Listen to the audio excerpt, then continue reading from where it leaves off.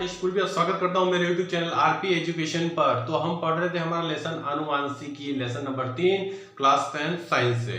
आज हम उसी चैप्टर को थोड़ा आगे की तरफ बढ़ाएंगे। आगे बढ़ाने से पहले मैं यही कहना चाहूंगा, मेरे चैनल को आप जरूर सब्सक्राइब कीजिए, क्योंकि इसके ऊपर इस वीडियो में हम अपना पूरा कोर्स आपके सामने रख रहे हैं। कौन सी क्लास का? क्लास 10 का संपूर्ण कोर्स कराया जा रहा है विज्ञान का, और भी दूसरी क्लासों का कोर्स करवाया जाएगा, और इसके साथ में रीट पटवारी की भी एग्जाम की तैयारी आपको करवाई जाएगी।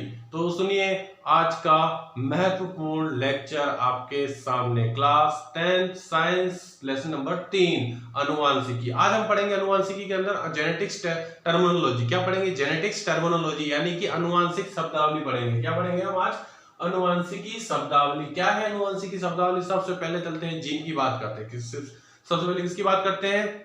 जीन की। जीन क्या होता है? एक लक्षण को नियंत्रित करने वाला अनुवांशिक कारक क्या कहलाता है? जीन कहलाता है। एक लक्षण को नियंत्रित करने वाला अनुवांशिक कारक जीन क्या होता है? एक लक्षण को नियंत्रित करने वाला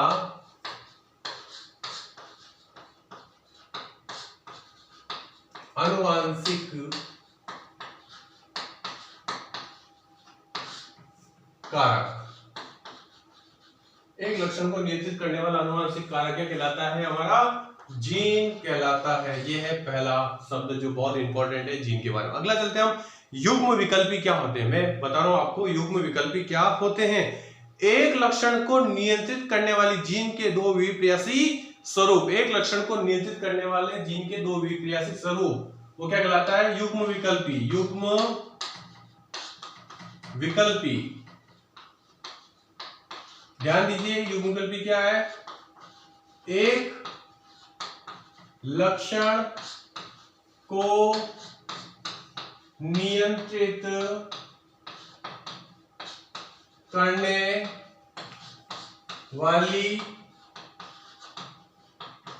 जीन के दो विप्रेयसी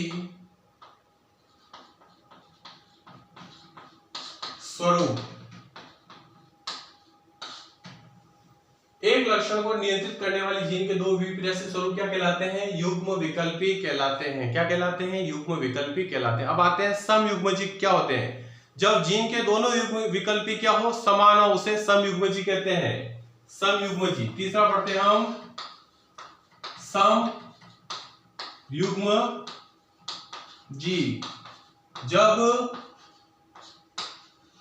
जीन के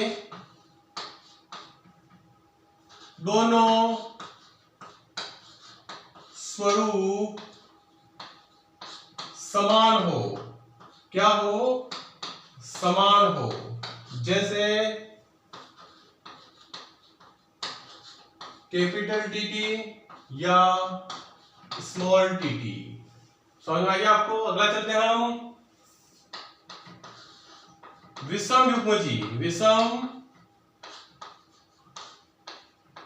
युग्मजी ये अलग करेंगे जब जीन के दोनों स्वरूप क्या हो? असमान हो। जब जीन के दोनों स्वरूप असमान हो, जैसे एक कैपिटल टी और एक स्मॉल टी। इस तरह ये था विषम युग्मजी के बारे में। अगला चलते हैं, लक्षण प्रारूप क्या होता है? किसी सजीव की बाह्य प्रतीति, यानी कि कोई सजीव बाहर से कैसा दिखता है, उसे लक्षण प्रारूप कहते हैं। किसी सजीव की बाह्य प्रतीति, लक्षण प्रारूप। लक्षण प्रारूप किसी सजीव की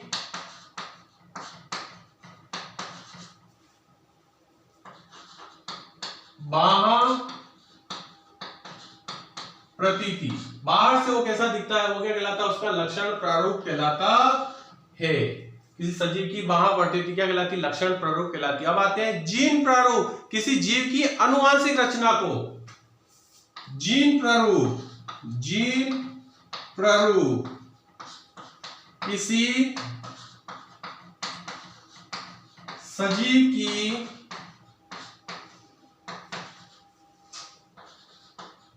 आनुवंशिक रचना, किसी सजीव की आनुवंशिक रचना को क्या बोलते हैं हम? जीन प्रारूप कहते हैं। क्या कहते हैं उसे? जीन प्रारूप कहते हैं।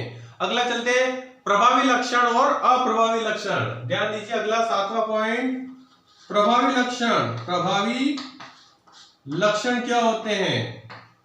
तो समझिए, प्रभावी लक्षण क्या होते हैं? जब संकरण करवाया जाता है, क्रॉस करवाया जाता है, तो F1 पीढ़ी प्राप्त होती है। कौन सी पीढ़ी प्राप्त होती है? F1 पीढ़ी। और अगर F1 पीढ़ी में जो लक्षण दिखाई देते हैं या प्रकट होते हैं, उन्हें बोलते हैं प्रभावी लक्षण।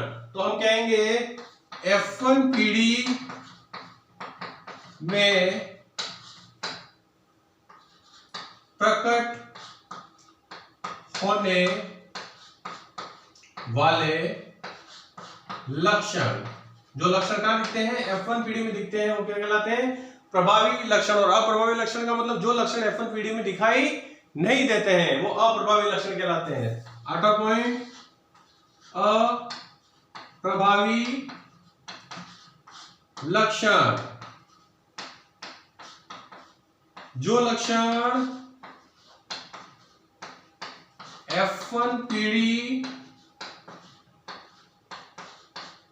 में प्रकट नहीं होते हैं,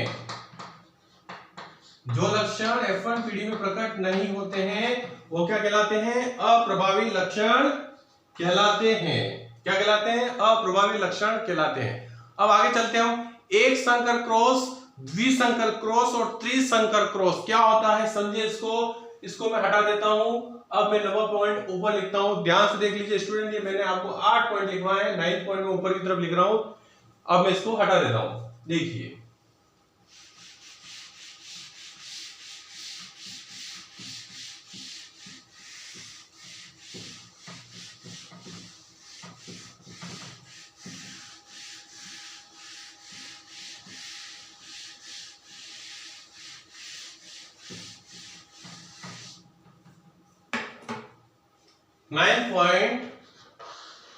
एक संकर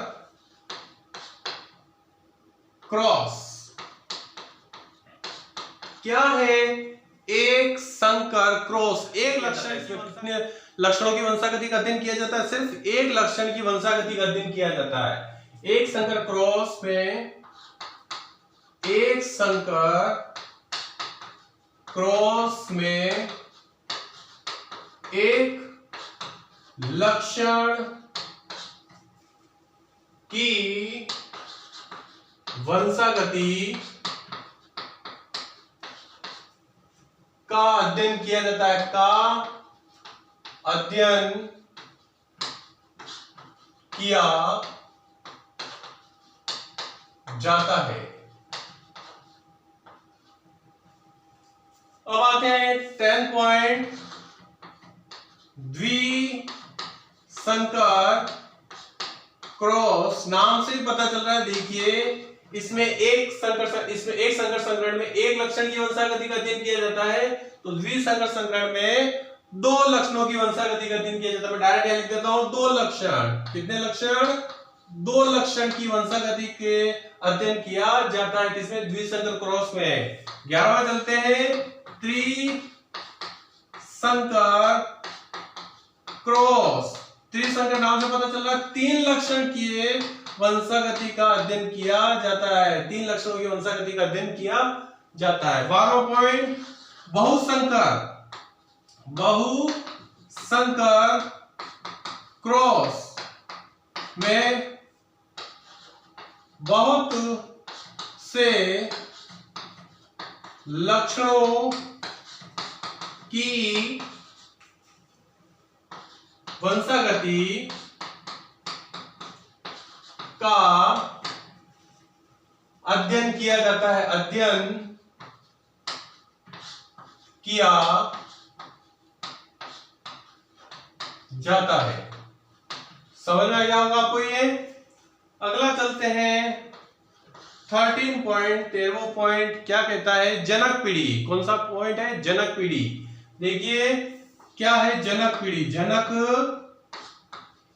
पीढ़ी किसे कहते हैं। अंतिम पॉइंट हमारा जनक पीढ़ी वाला, कौन सा पॉइंट है, जनक पीढ़ी। संतति प्राप्त करने के लिए, ध्यान से समझिए, संतति प्राप्त करने के लिए जिन पौधों का आपस में क्या कराया जाता है, संकरण कराया जाता है।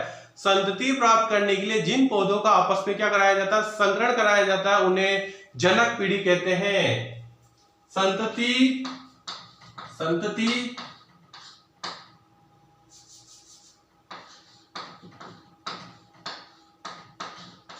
प्राप्त करने के लिए जिन पौधों का आपस में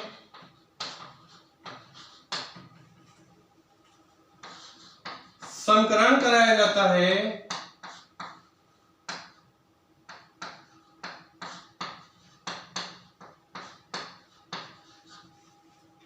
उसे जनक पीढ़ी कहते हैं। उसे जनक पीढ़ी कहते हैं। क्या कहते हैं, उसे जनक पीढ़ी कहते हैं। तो स्टूडेंट, ये भी हमारी आनुवांशिकी शब्दावली, जेनेटिक्स टर्मिनोलॉजी क्या थी, जेनेटिक्स टर्मिनोलॉजी। अगले व्याख्यान में हम पढ़ेंगे मेंडल के वंशागति के नियम। तो स्टूडेंट साथियों, आज के लिए इतना ही। कल मैं फिर मिलता हूं एक नए वीडियो के साथ। तो धन्यवाद। जय हिंद, जय भारत।